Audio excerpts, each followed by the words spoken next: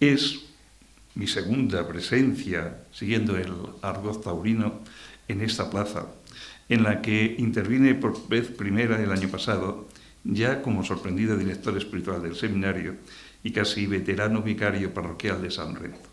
Además, me agrada estar hoy aquí como cofrade y como conciliario del discípulo amado y Cristo de Medinaceli. Con todo, pido su benevolencia a la hora de enjuiciar a este joven cura en tales lides. El ciclo de conferencias de esta sexta semana de religiosidad popular tiene como eje vertebrador la figura de nuestros jóvenes cofrades, dentro de la Madre Iglesia en la que desarrollan el don de la fe de una manera peculiar. Y ello es debido no solo a la gran importancia social de los jóvenes hoy, nuestra esperanza para el futuro, y también como plena realidad hoy día, sino porque se puede decir que este año de 2018 es el año de los jóvenes en la Iglesia, por la decisión del Papa Francisco para celebrar la 15ª Asamblea General Ordinaria del Sínodo con el título Los jóvenes, la fe y el discernimiento vocacional. Este importante acontecimiento eclesial se ha celebrado en Roma desde el día 3 al 28 de octubre, bajo la presidencia del Papa y con la presencia activa de nuestro cardenal arzobispo de Valladolid, don Ricardo, que el lunes día 5 nos hizo una detallada exposición sobre lo que él ha vivido en el mismo. Y celebrados ya los 50 años del Concilio Vaticano, quiero terminar la introducción de esta charla con unos párrafos de la Constitución Gaudium et Spes, para hacernos una idea del mundo en que vivimos, hoy ya dramáticamente transformado, según se adivinaba ya en esas palabras. El género humano se halla en un periodo nuevo de su historia, caracterizado por cambios profundos y acelerados, que progresivamente se extienden al universo entero. Se puede ya hablar de una verdadera metamorfosis social y cultural que redunda también en la vida religiosa. Así se expresaba en 1965 la Iglesia a través del concilio.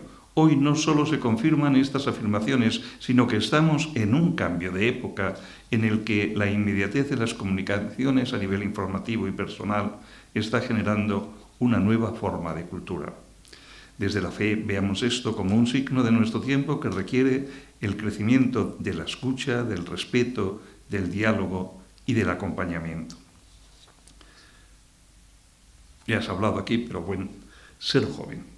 Para delimitar claramente el tramo de edad de los que son considerados jóvenes, los autores del documento preparatorio tienen el detalle de aclarar que jóvenes son los que están en el arco de edad de 16-29 años, lo cual me parece totalmente adecuado porque muchas veces hay cierta imprecisión en este tema, ya que muchos llaman jóvenes a los todavía adolescentes de 12 años.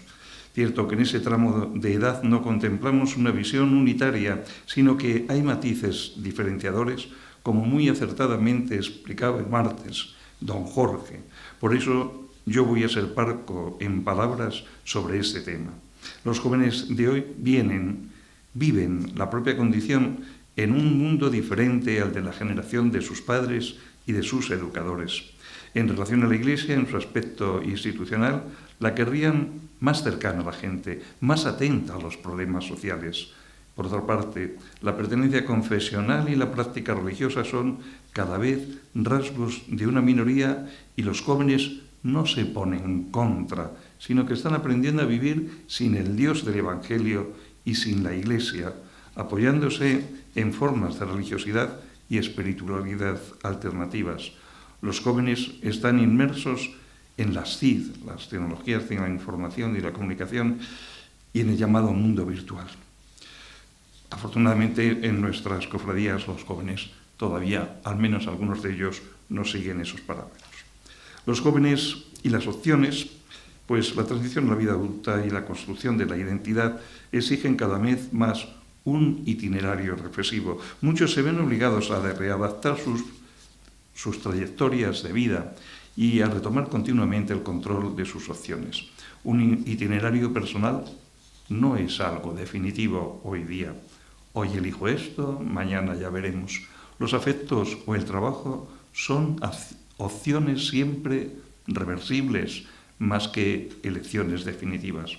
El Papa Francisco ha dicho tantas veces en estas ocasiones a los jóvenes: arriesga, arriesga. Quien no se arriesga no camino. Y si me equivoco, pues bendito sea el Señor. Más te equivocarías si te quedas quieto, siempre ante una indefinición sobre qué hacer. Ser cofrade. Según el profesor Borovio, las cofradías son una forma original de asociación con una carga fuerte de religiosidad popular que por diversas razones a lo largo de la historia y en la actualidad han venido a jugar un papel relevante, tanto a nivel religioso como a nivel social y cultural. En su libro, el profesor Borovio ofrece pautas y un análisis que considero valioso de la situación del mundo cofrade que data de 2002. No es como momento de valorar la situación descrita allí, porque ya ha cambiado para mejor en muchos lugares y más concretamente en Valladolid. Lo que expuso el martes Jorge sobre el tema es muy clarificador y no es necesario incidir en ello. La llamada a la santidad. Alegraos y regocijaos, se titula la exhortación del Papa Francisco, el Gaudete et Exsultate, pero está tomado de Mateo 5.2, en que es el primer Jesús mismo quien nos dice a los que son perseguidos o humillados por su causa. El Señor lo pide todo y lo que ofrece es la verdadera vida, la felicidad para la cual fuimos creados. Él nos quiere santos y no espera que nos conformemos con una existencia mediocre, aguada y licuada, como dice el Santo Padre Francisco. En realidad, desde las primeras páginas de la Biblia está presente de diversas maneras el llamado, a mí me gusta mucho eso, pero bueno, la llamada, la vocación a la santidad. Me atrevo a recomendaros la lectura de la exhortación apostólica Gaudete et Exsultate, que es en sí misma una exaltación de la santidad del pueblo fiel.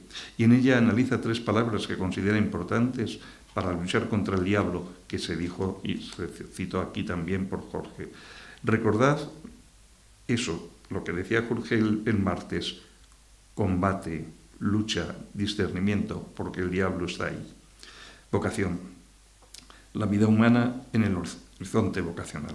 Puesto que ya que nos centremos en el aspecto propio de esta charla, la vocación, esa palabra parecía reservada solo al ámbito religioso, la vocación sacerdotal o la vida consagrada.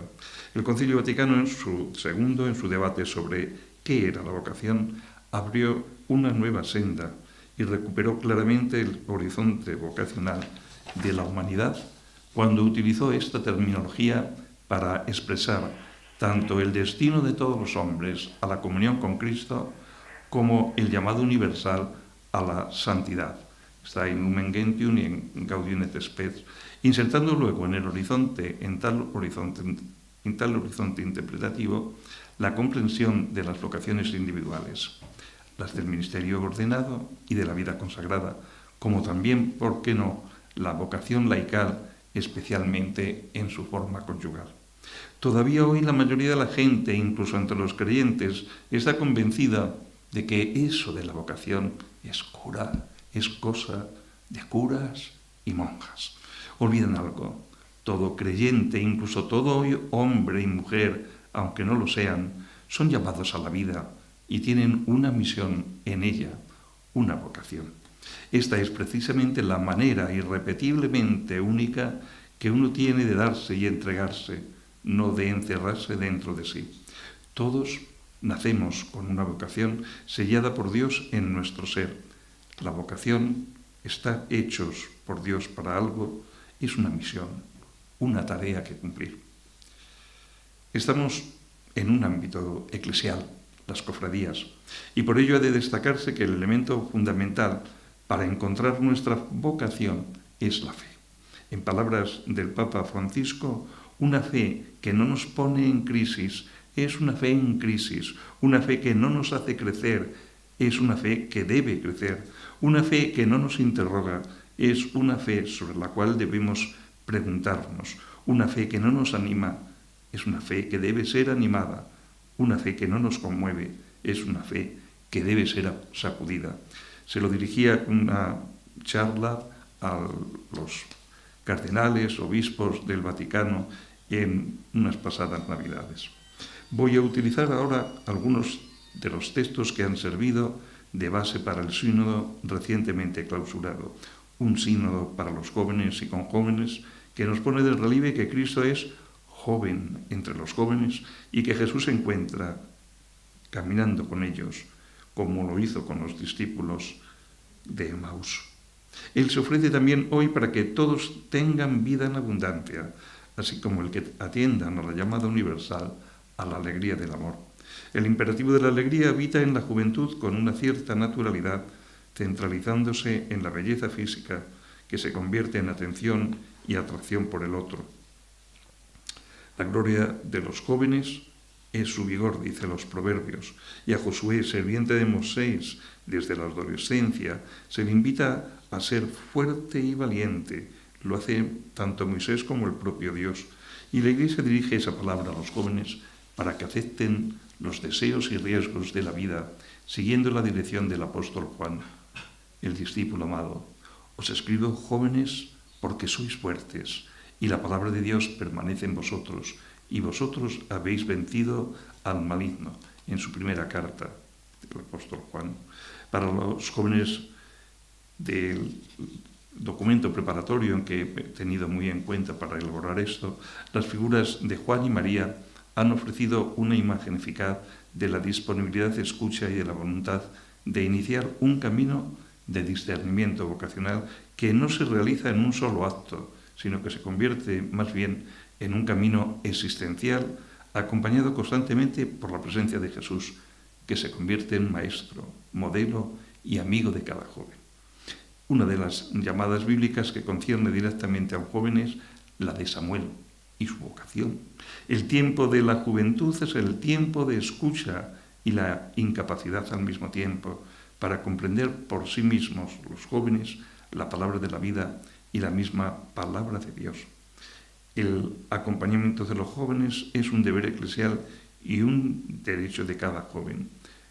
En el concreto para Samuel, solo la presencia prudente y sabia de Elí le permite dar la interpretación correcta a la palabra que Dios le está dirigiendo. Samuel, Samuel. La vocación bautismal. En el Nuevo Testamento la llamada se refiere también a la invitación dirigida a algunas personas a seguir a Jesús más de cerca. El relato del Evangelio del encuentro de Jesús con los primeros discípulos sigue siendo paradigmática de esta llamada. La meta vocacional se vislumbra en la mirada de fe que, como escribió el Papa Francisco, se ve en la medida en que camina, en que se adentra en el espacio abierto por la palabra de Dios. Y entre aquellos que lo siguen, Jesús elige a algunos para un ministerio especial.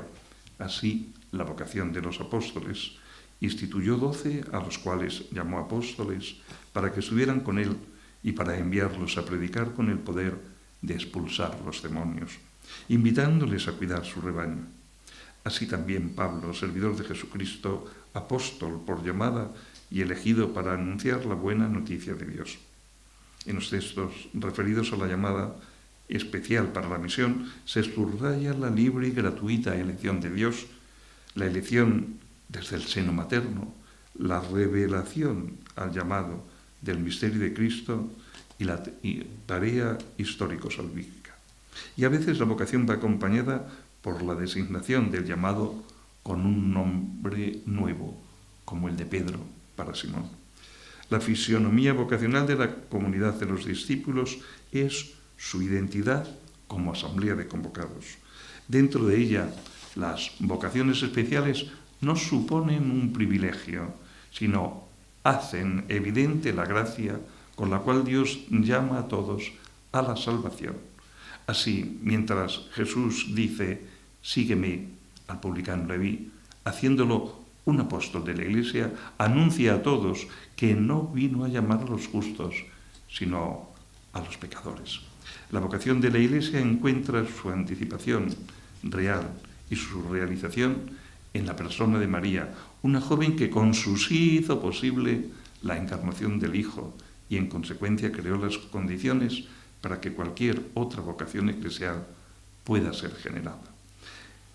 Nuestra vocación bautismal está intrínsecamente conectada a lo que el Papa dice con esos neologismos, misionariedad de la Iglesia, para la comunión con Dios y entre todas las personas.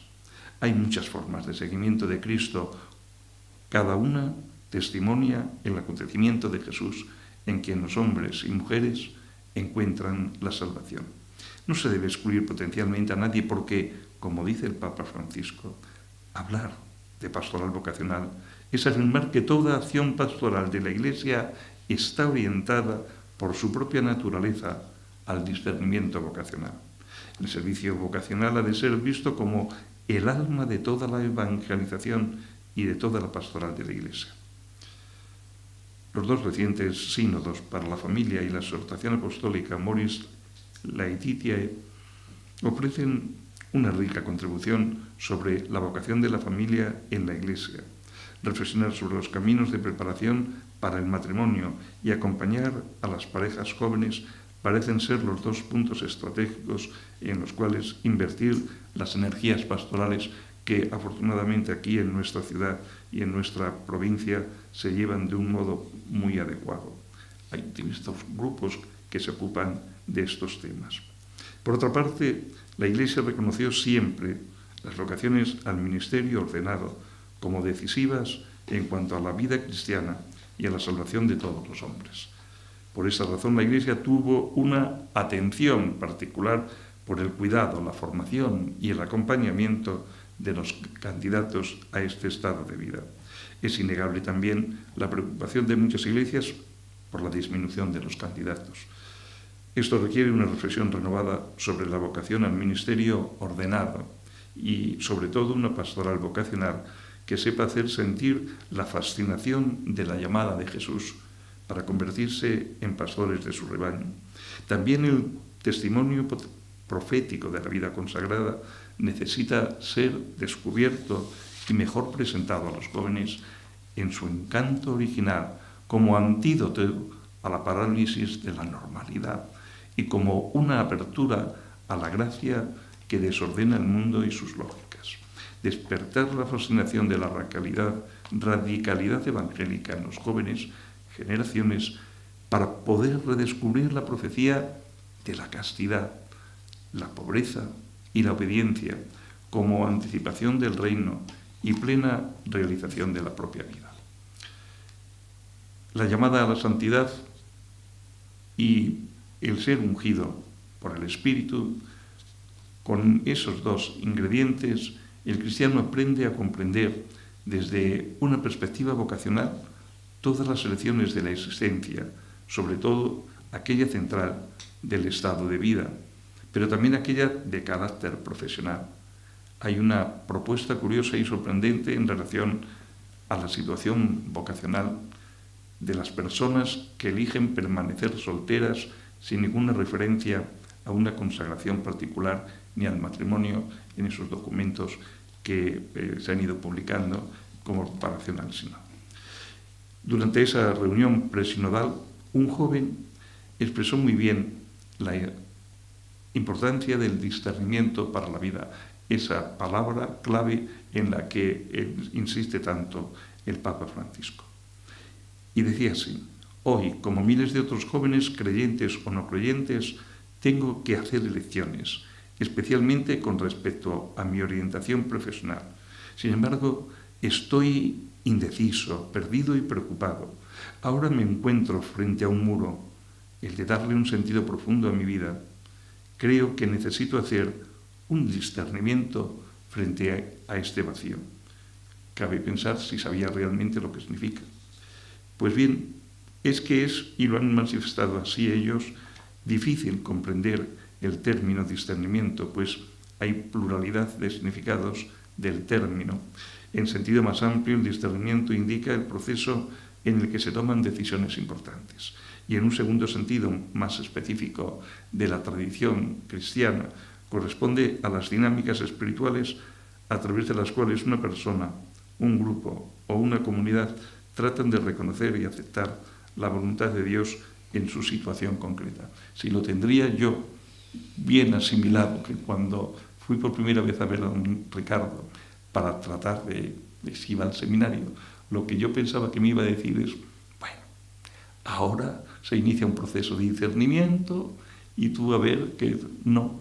Me dijo, en 2, 3, 4 años te ordeno. Sorprendido hasta no poder más.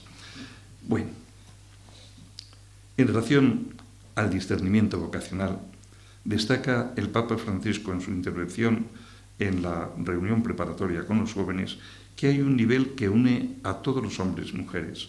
Todos tenemos necesidad del discernimiento y por eso, te dije a los jóvenes, en el título del signo está esta palabra, no es así. Y cuando existe este vacío, esta inquietud, debemos discernir.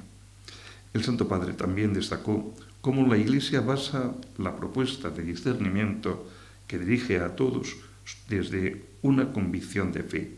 Dios ama a cada uno y a cada uno dirige personalmente una llamada. Es un don que cuando se descubre llena de alegría. Y dice él, estad seguros, queridos jóvenes, Dios confía en vosotros, os ama y os llama, y de su parte no fallará, porque es fiel y cree realmente en vosotros. Y quien dice a los jóvenes en general, dice en vosotros, cofrades jóvenes. Y para los jóvenes creyentes hay otros matices, pues se ubica en la dinámica de relación personal con el Señor.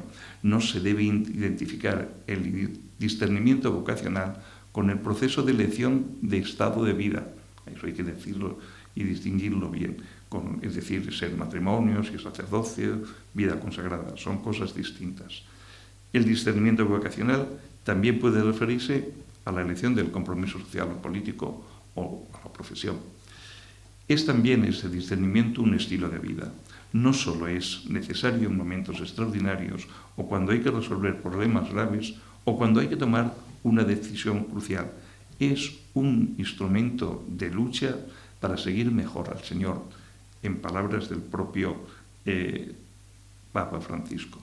Y nos hace falta siempre para estar dispuestos a reconocer los tiempos de Dios y de su gracia, para no desperdiciar las inspiraciones del Señor, para no dejar pasar su invitación a crecer, que dice en Gaudete et Exsultate.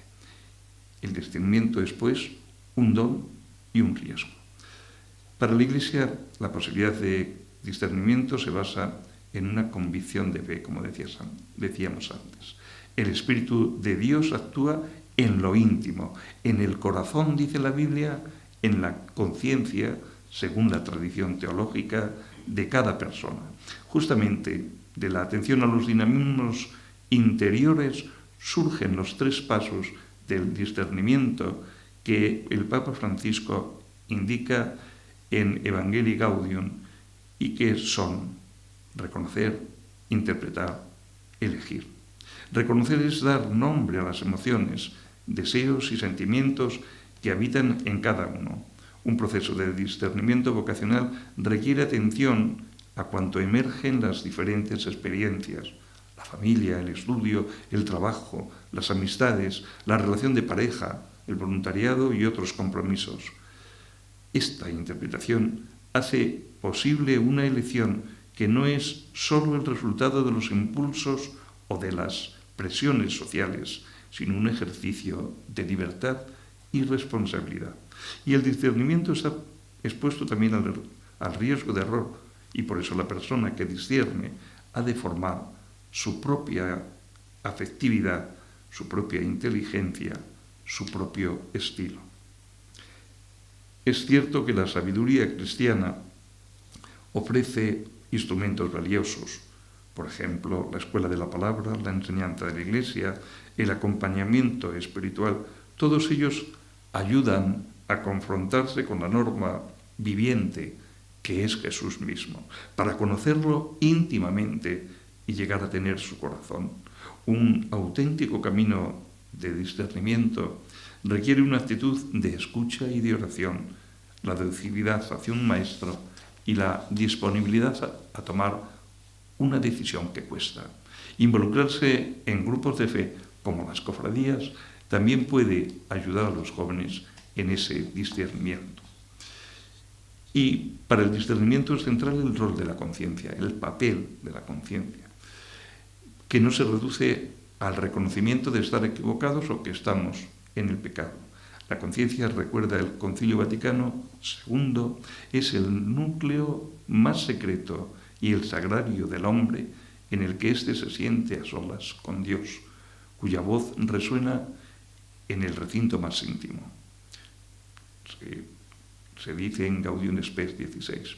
Contemplemos el modo de actuar del Señor y veremos que Jesús, en la propia conciencia, en diálogo íntimo con el Padre, toma las decisiones, incluso las más duras y dolorosas, como en el Huerto de los Olivos. Él es la verdadera norma de cada acción cristiana y de cada vocación particular. Pasamos al concepto de acompañar. La tradición de la espiritualidad exige como fundamental el acompañamiento y hoy además podemos decir que está de moda. Yo fui a una reunión de directores espirituales en Roma y lo primero que se nos planteó, el acompañamiento. No solo la dirección espiritual, sino el acompañamiento.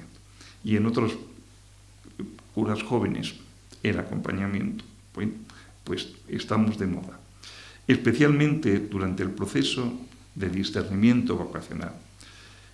Los jóvenes, en este proceso de preparación del sínodo, han expresado reiteradamente la misma necesidad, de manera particular, la importancia del testimonio y de la humanidad de los acompañadores. Si os acordáis, aquí Jorge hizo también una palinodia, por decirlo así, del acompañamiento y se propone fomentar el que haya incluso una escuela de acompañadores. Pues bienvenida será. Todos los jóvenes, sin excepción, tienen el derecho a ser acompañados en su camino.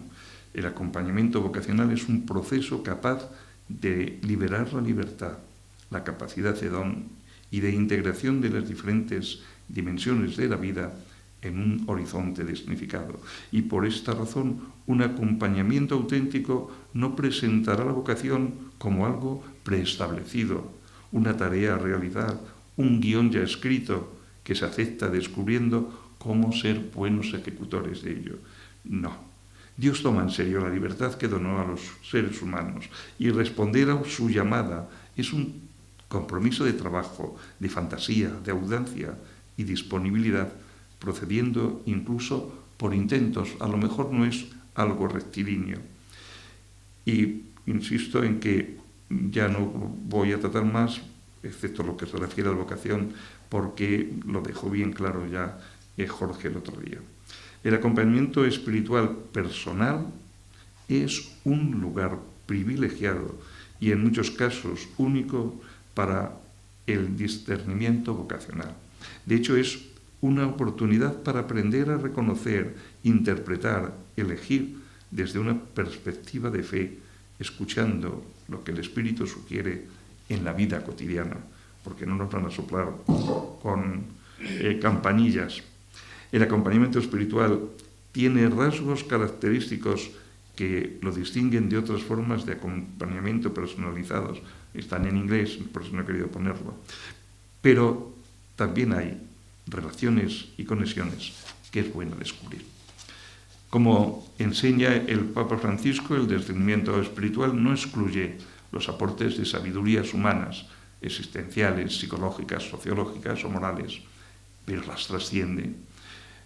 Pobrecitos de nosotros si tuviéramos que saber tantas cosas de esas para dirigir el corazón y el alma de un seminarista, por ejemplo. Es importante señalar que ¿qué distingue el acompañamiento espiritual del psicológico o psicoterapéutico?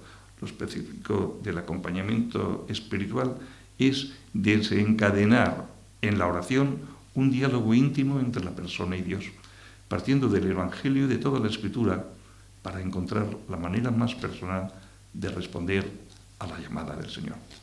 Y el carisma del acompañamiento espiritual no está necesariamente vinculado con el ministerio ordenado.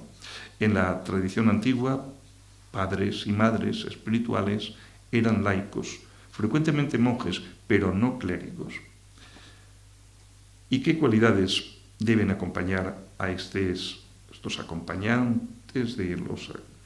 Pues el que acompaña está llamado a respetar el misterio que cada persona encierra y a confiar en que el Señor ya está obrando en ella.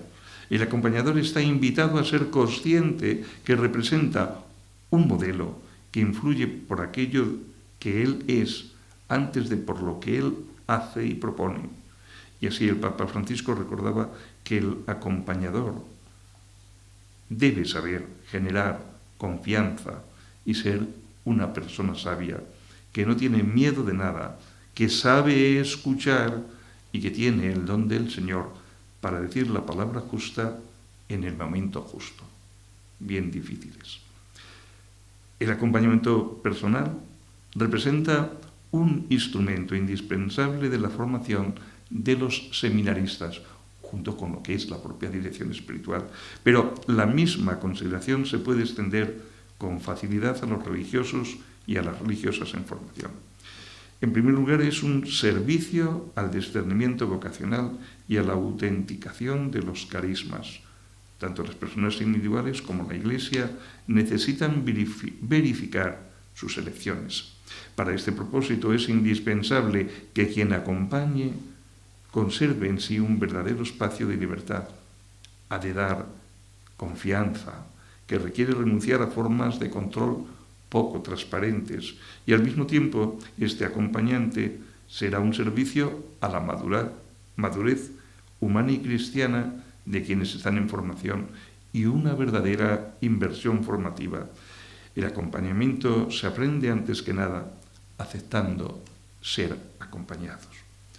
La experiencia de los formadores, la mía también, muestra que los candidatos al ministerio ordenado y a la vida consagrada son jóvenes de nuestros tiempos y comparten con sus coetáneos los rasgos característicos de una cultura y un enfoque del mundo en que, empezando por la omnipresencia de las redes sociales y de la comunicación digital, no estamos libres nadie. El acompañamiento debe apuntar a una profundización de la vida espiritual personal, como también del entusiasmo apostólico, promoviendo la integración de esfuerzos, desilusiones y momentos de aridez. El encuentro con el Señor se juega en el presente, también para aquellos que viven en un seminario. Termino porque ya es la hora. A modo de conclusión final, hemos examinado el mundo de los jóvenes y más en concreto de los cofrades jóvenes desde varias perspectivas, especialmente la vocacional. Yo ya no soy joven y sin embargo soy cura joven y cofrades, lo sabéis todos. Entonces, ¿ofrece alguna incompatibilidad ser maduro para recibir la vocación? Ahora sí me refiero a la sacerdotal específicamente, pues yo creo que no. Y no solo por mi presencia aquí, sino por la realidad del seminario, donde tenemos a 2 maduros relativamente jóvenes y otros 3 son jóvenes en su último tercio, hasta los 29, 25, 26, incluyendo a los 2 que han ingresado este año, que son universitarios ya fuera de la universidad. La vocación, la llamada del Señor la vemos, sí, como algo natural en los jóvenes, y de hecho es a ellos a quien se va dirigida la llamada de la Iglesia. Pero el Señor llama y no mira ni edad, ni formación, ni riquezas, ni cualidades sobresalientes. Solo quiere, amigos, disponibilidad y entrega. Y así lo vemos en la parábola de la viña. El dueño de la viña contrata jornaleros a primera hora de la mañana y otras horas del día. Incluso al caer la tarde, llama a otros que acuden presurosos. Como decía Benedicto XVI a los jóvenes de la JMJ de Madrid, yo fui uno de ellos, joven, entre comillas, solo de una manera podemos responder a la confianza que Dios pone en quien llama, la fe, que es, como nos enseña María en Nazaret, consentimiento pleno. Cuando Dios cuenta con uno, quiere que se le dé crédito, por más descabellado que parezca. A María se le pidió que fuera una madre virgen. Sería imposible, pero ella lo creyó. Dios sigue empeñado hoy en salvar y anda buscando creyentes que, como María, le permitan entrar en sus vidas. Queridos cofrades jóvenes, haced caso de esa exhortación del Papa y arriesgaos a vivir de esa manera. Si no logramos imitar la fe de María Virgen, ¿para qué nos sirve nuestra devoción? Si perdemos a Dios, también lo pierde nuestro mundo, pues no le prestamos suficiente fe y entraña vida y obediencia, dijo el Papa emérito. Muchas gracias.